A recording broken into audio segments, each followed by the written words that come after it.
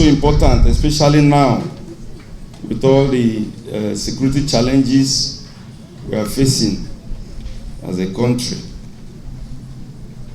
It is therefore important that we take our training seriously, and I also want to emphasize the importance of collaboration at this instance. Sometimes, as security agencies, as the saying goes, a tree cannot make a forest. The entire country belongs to all of us, and we will not leave only the police or the army or the navy to grapple with it. I'm also privileged as we have our leaders in the Senate, in the House of Reps here. It is also important that they also support us every time. Just as the speaker or the representative of the speaker said, sometimes you might have the equipment, you have the knowledge, but because the enabling environment is not there, you have not been supported or empowered legally, and so on, you will not be able to perform, and it will appear as if you are weak. So I want to continue to request to our leaders that they also support us every time. We have no other country than this. We have no other police than the Nigerian police. Forget about all the mushroom organizations coming up everywhere. The police remains. I want to therefore use this opportunity to congratulate the participants. You have gone through a lot. I interacted with a few of you when I came in, and I saw the quality of senior officers we have. As well, all other security agencies are doing the same. So the knowledge is not the issue. Maybe the equipment and probably the enabling environment. So if we have all this, I believe whatever is happening now is can be nipped in the bud or totally silenced. As we always say in the armed forces, it is when you sweat in peacetime you'll be able to prevent bleeding in wartime. So I want us to continue to bear this in mind. In our own end as legislators, let me tell you this, that no legislators are setting or assembly from the first to the 8th assembly that achieved what the 9th Senate and the House of Representatives achieved. Because we were able to pass the Police Trust Fund Bill into law. We were able to pass the Police Act, because since 2004, there's no any major amendment on the Police Act. But we were able to amend over 100 clauses. Thank you to my friend here, DIG Ebunike, who has been with us. He's part and parcel of the National Assembly. He's always after the police reform. And we also passed the Police Academy Establishment Act into law, which is waiting for presidential accent. Now, before the committee, we also have the Police Service Commission Amendment Act, which we are currently working on. And I hope and pray before the expiration of our tenure, we will work on the National Police Institution Act. So, the rest assured of our legislative intervention. Strategic leadership training is all about utilizing the scarce resources at your disposal to achieve the best results. As you get set to report to your various offices, I would like to use this opportunity to advise that you should put in your best to achieve the best results.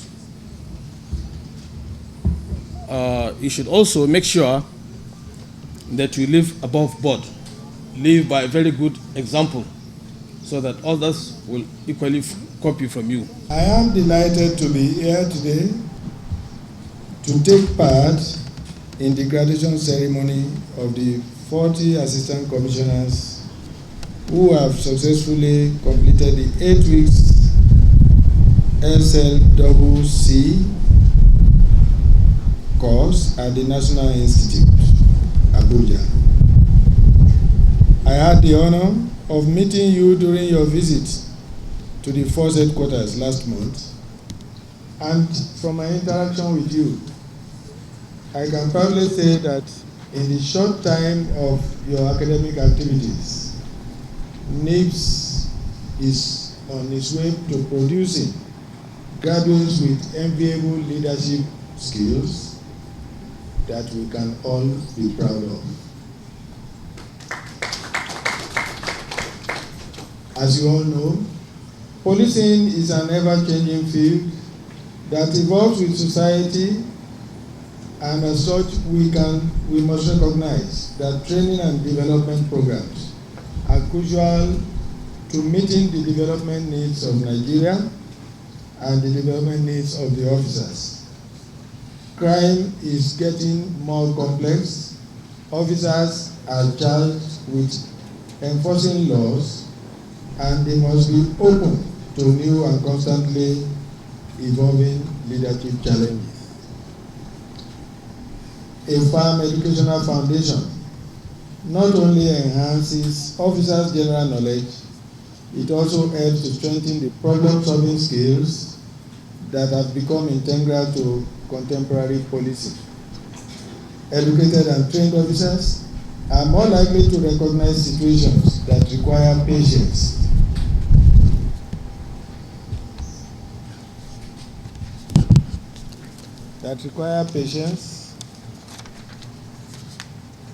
and alternative approaches, which can be far more likely to resolve situations effectively.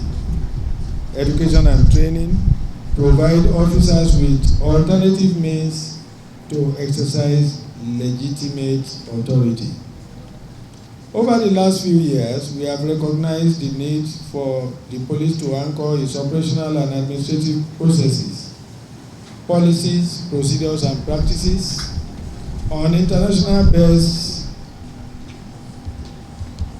practice, embed in philosophy of intelligence-led and evidence-based policing, and further professionalize the ranks of the senior leadership cadre, cascading skills and approaches throughout the force. The establishment of NIBS will support the development of progressive institutional leadership required to lead and sustain the police. A key element of NIBS' mission is to be a catalyst for knowledge and to conduct research that will lead to improved service delivery. The linkage between acquisition of knowledge and the impact upon operational realities cannot be overemphasized.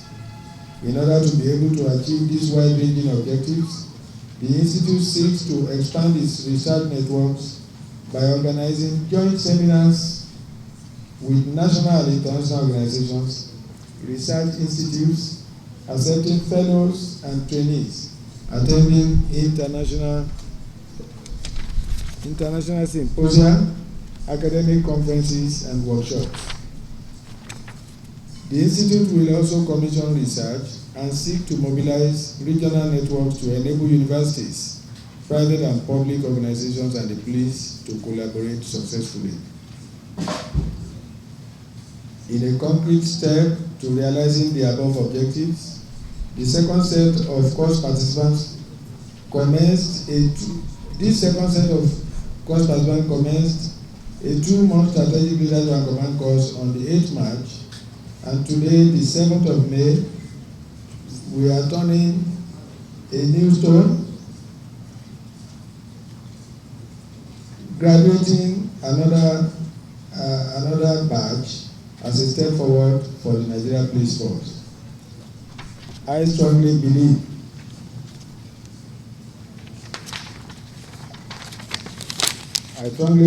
this course has achieved its objectives, and I congratulate the officers present here this morning for commitment to excellence and for successfully conducting concluding the studies.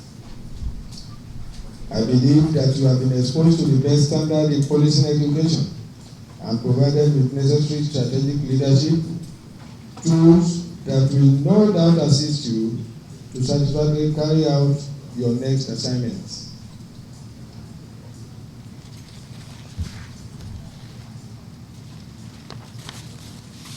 There is no greater time than this,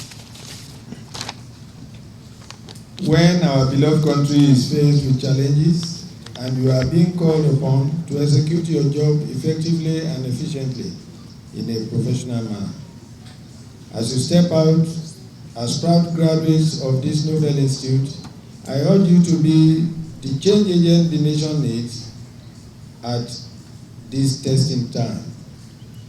Be the change agent in resilience, knowledge, and in your actions. On our part, we shall continue to work establishing the legal backing necessary for the institute to become internationally acclaimed center of excellence. To date, the House of Representatives has passed the second reading and concluded the public hearing phase of the bill for this institute. We are also in the process of developing a permanent site to erect a befitting campus that all of us and the future generations of officers will be proud of. We thank His Excellency President Muhammadu Buhari, GCFR, the President of the Federal Republic, and the Chairman of Nigeria Police Council for setting the pace for the reform agenda of the police and for consistently supporting us in the process.